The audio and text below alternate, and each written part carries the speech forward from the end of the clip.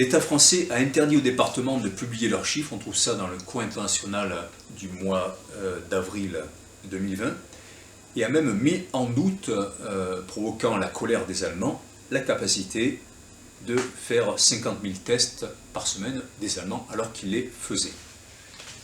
Et l'Allemagne s'est étonnée du discours autoritaire et infantilisant de la France. Donc le taux de létalité très bas est apparu, comme l'avait annoncé par exemple Jean-Dominique Michel. Mais il y a eu, et il y a encore, ça fait les titres des journaux, des sites américains en permanence, ce harcèlement vaccinal de Bill Gates à la tête de projets ruineux, mortifères et asservissant les États. Alors, on rappelle que Bill Gates, c'est celui qui a couvert la planète de logiciels obsolescents qui obligent les gens à racheter des formations ou des logiciels tous les 5 ans, par exemple. Donc avec un coût environnemental et financier et un coût en matière de temps énorme. Donc c'est pas quelqu'un qui veut faire progresser la société, il veut faire de l'argent.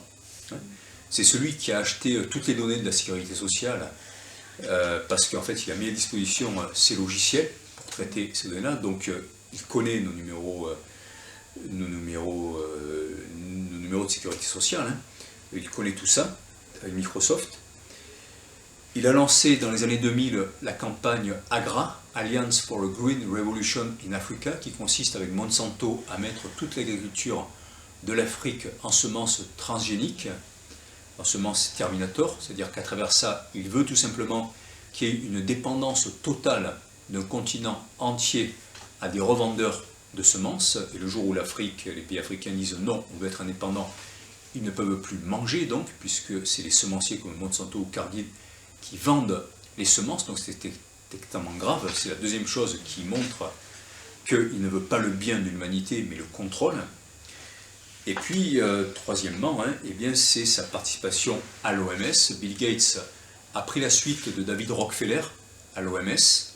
David Rockefeller voulait étendre son influence après le social, après le culturel, après l'industriel, à travers l'université de Chicago et ses nombreux prix Nobel.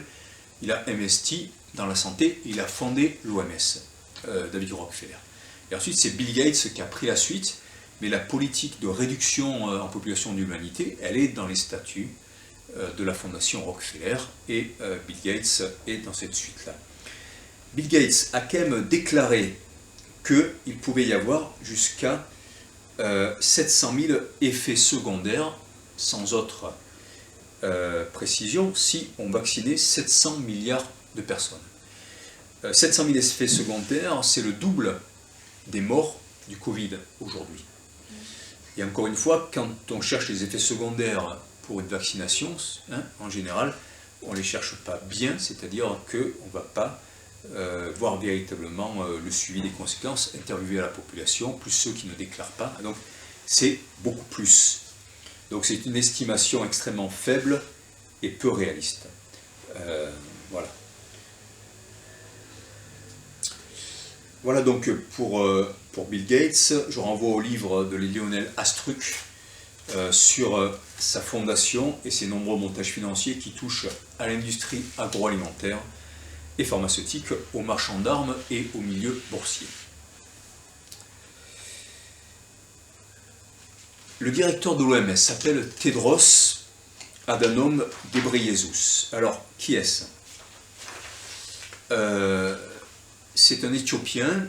En Éthiopie, il a fait partie d'une organisation classée comme terroriste par les États-Unis, qui est le Front de libération du peuple du Tigré. Il n'a pas déclaré 2 épidémies de choléra en Éthiopie dans les années 2000 pour ne pas arrêter le tourisme dans son pays, et il a réprimé dans le sang des révoltes d'une ethnie éthiopienne, ce sont les Amharas, que l'Éthiopie a exproprié pour faire de la culture de rose à l'exportation de partout dans le monde. C'est le 2e pays exportateur de rose. Donc ce sont des gens qui meurent de faim, il y a des problèmes d'eau, de terre, et lui, il les a réprimés et il est attaqué pour crime contre l'humanité en Éthiopie. Il a été catapulté à la tête de l'OMS par Bill Gates. Donc il faut vraiment se poser des questions. Il a récidivé Tedros Adhanom Ghebreyesus alors que l'épidémie de coronavirus était connue depuis plus d'un mois. Eh bien c'est lui qui n'a pas alerté sur le fait qu'il y avait des millions de Chinois qui allaient quitter leur pays pour le nouvel an, au fin janvier, début février, et donc ils se sont répandus partout dans le monde, entre autres en Italie du Nord, la région de Bergame qui est un grand nœud aérien. Et voilà, donc encore une fois, il n'a pas fermé les frontières pour ne pas freiner l'industrie touristique. Donc c'est extrêmement grave. L'OMS s'est trompée à chaque fois, elle a même déclaré que le remdesivir était le seul bon médicament, alors que c'est un antiviral, on en a déjà parlé. Et malgré tout cela, eh bien, Emmanuel Macron, alors qu'il est forcément au courant de tout cela, il a renouvelé en mai 2020 sa confiance à l'OMS avec un chèque ou un transfert de 500 millions d'euros, bien que la population française soit victime de l'incompétence de l'OMS criminelle et voit chuter son niveau de vie, avec des perspectives dramatiques en termes psychologiques et de santé. Alors, je parlais de la stratégie du choc, parce que Naomi Klein, qui a élaboré ce terme, en fait, parle d'un capitalisme de la catastrophe, un capitalisme du désastre, et le capitalisme prospère sur les fondements de la population, sur la santé, sur les gens qui ne peuvent plus se soigner, qui sont obligés de faire n'importe quoi, éventuellement les femmes, même les hommes, comme on l'a vu en Grèce, de se prostituer. Et à ce moment-là, les pays vendent tout au privé. Donc c'est récupéré, et ça a toujours été le cas dans les crises par le passé, en 29 ou encore en 1922, dans la grande crise agricole qui était provoquée par Wall Street. Donc c'est des choses extrêmement graves, et l'OMS est complice de tout cela, par sa politique absurde et de manipulation. On est dans la persistance d'un modèle suicidaire et de surveillance. Alors pourquoi de surveillance? Parce que depuis septembre 2019, il y a la mise en place du New Internet Protocol.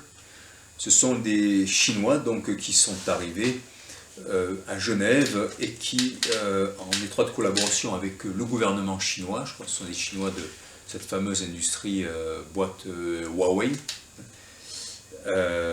qui ont réuni des cadres de l'Europe entière, des hommes politiques, des décideurs, et leur ont proposé ce qu'ils appellent la souveraineté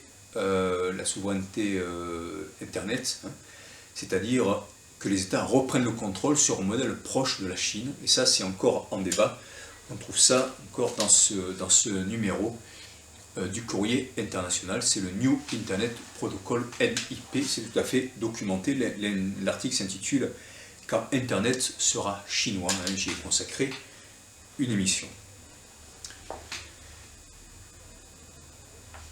Et alors, loin d'avoir compris qu'il fallait bien une nouvelle donne écologique et humaine, le gouvernement français vient de relancer par exemple l'industrie automobile, mais on se doute que les salaires, eh bien, ça sera des salaires qui seront toujours plus proches de la Chine que de ce que c'était en France. La politique de l'Europe n'a cessé de détruire les acquis du Conseil national de la résistance après la Deuxième Guerre mondiale. Et là aussi c'est extrêmement dur à admettre, mais en fait il y a une logique. Il y a une logique parce que parmi ceux qui ont fondé l'Europe, il y a ceux qui ont collaboré avec Hitler et les gouvernements fascistes pendant la Deuxième Guerre mondiale. Et il y a aussi, dans les années 50, il y a eu toute une vague de la révolution managériale qui est partie d'Allemagne, de France, avec des gens qui avaient collaboré, entre autres un nazi, je crois qu'il s'appelait Hahn.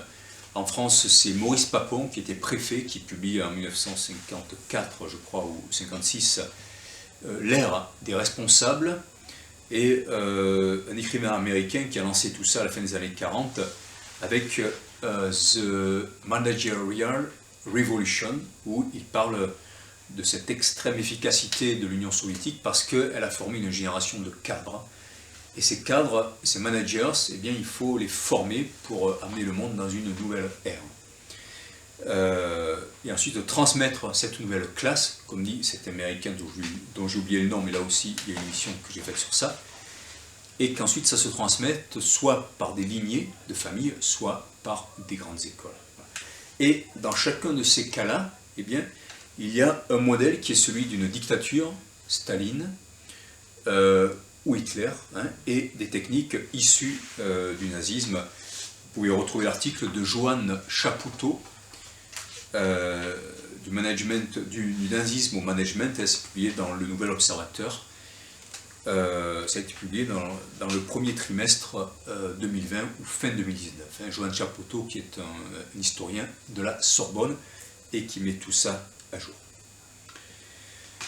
Il ne faut pas s'étonner non plus qu'il y ait cette politique-là, parce que c'est du domaine de l'impensable, mais pourtant quand on voit le parcours d'Emmanuel Macron, bon, il a bossé dans la finance avec Rothschild, il a vendu la défense nationale française avec Alstom aux États-Unis, à General Electric, en disant en 2014, sous le gouvernement Macron, la France n'est pas le Venezuela, nous ne pouvons pas intervenir sur le marché.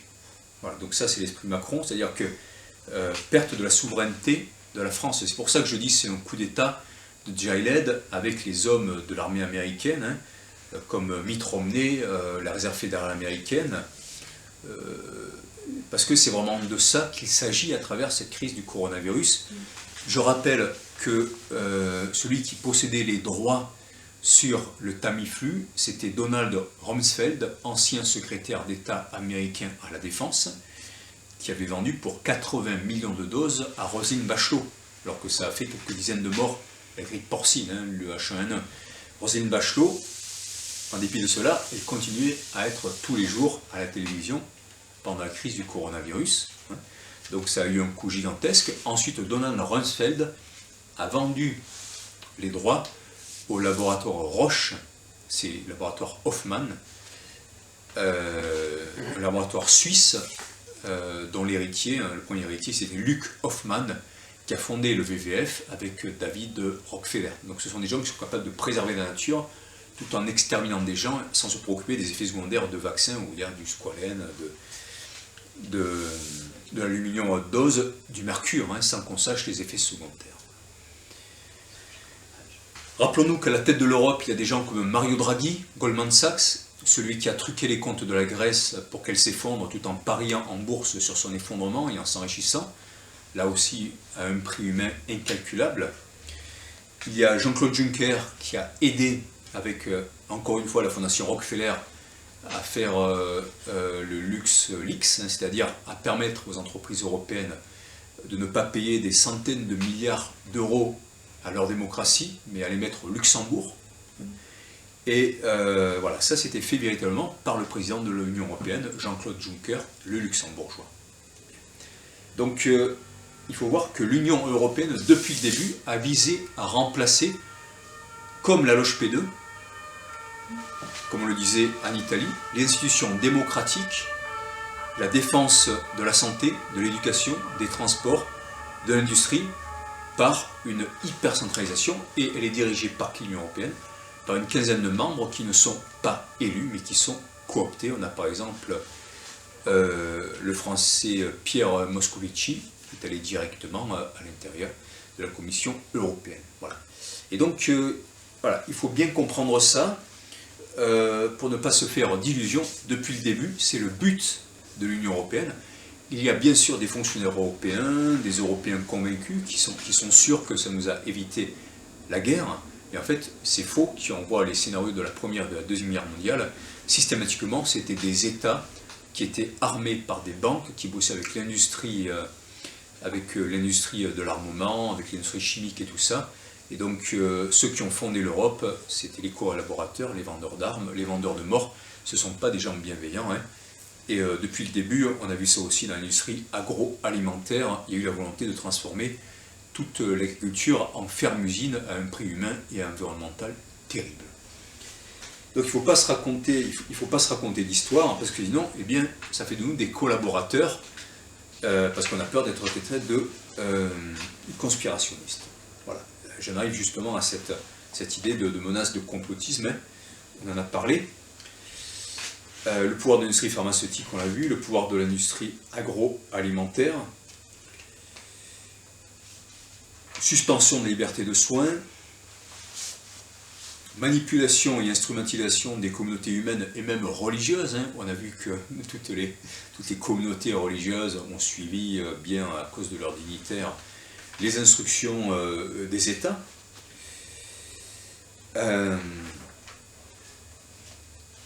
Dans un article récent du